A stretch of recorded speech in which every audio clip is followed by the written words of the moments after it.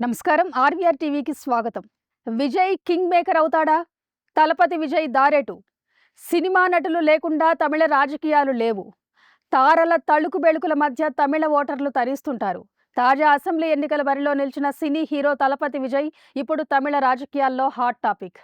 సినిమాల్లో బ్రహ్మరథం పట్టారని రాజకీయ షోలు చేస్తామంటే అందరికీ అదృష్టం కలిసిరాదు. రాజకీయాలు వేరు, సినిమాలు వేరని తమిళ ఓటర్లు తేల్చి చెబుతారు. నచ్చని వాళ్లను నిర్దాక్షిణ్యంగా ఇంటిదారి పట్టిస్తారు. తమిళ సూపర్ స్టార్ రజనీకాంత్, కమల్ హాసన్ రాజకీయ వైఫల్యాలు తమిళ ఓటర్ల పరిణతిని చెప్పకనే చెబుతాయి.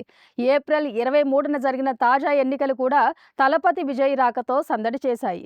సినిమాల్లో ఉజ్వలమైన భవిష్యత్తును వదులుకొని ఎన్నికల బరిలో నిలిచిన తలపతి విజయ్ దారేటు అనేదే ఇప్పుడు అక్కడ చర్చనీయాంశం. ఏ పార్టీతోనూ పొత్తు లేకుండా 234 అసెంబ్లీ స్థానాల్లోనూ విజయ్ పార్టీ తమిళగ వెట్రి కళగం టీవీకే పోటీ చేసింది. యువత, ఫస్ట్ టైం ఓటర్స్ టార్గెట్ చేసింది. రోడ్ షోలు, మహిళలకు ఫ్రీ బస్, గోల్డ్ స్కీమ్స్తో విజయ్ ప్రచారాన్ని అదరగొట్టాడు. ఎన్టీఆర్, జయలలిత స్టైల్లో విజయ్ మాస్ అప్పీల్తో మెప్పించాడు. అయితే సంస్థాగతంగా పార్టీ నిర్మాణాన్ని చేయలేకపోవడం, ఇతర పార్టీలతో పొత్తులు లేని కారణంగా ఆ పార్టీ వచ్చే ఎన్నికల అనంతరం నిర్వహించగల పాత్రపై ఎవరికీ అవగాహన లేకుండా పోయింది.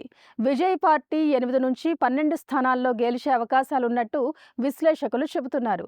తమిళనాడులో పోటెత్తిన ఓటర్లు ఎవరి రాతలను ఎలా రాశారో చూడాలంటే మే 4వ తేదీ దాకా ఎదురు చూడాల్సిందే.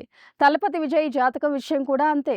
ఇప్పుడు కాకపోయినా వచ్చే ఎన్నికల నాటికైనా విజయ్ తమిళ రాజకీయాలను శాసిస్తారని కొందరు విశ్లేషకులు చెబుతున్నారు. ఇలాంటి కరెంట్ అప్డేట్స్ కోసం చూస్తూనే ఉండండి మన ఆర్వీఆర్ టీవీ. లైక్ చేయండి, షేర్ చేయండి, సబ్స్క్రైబ్ చేయండి.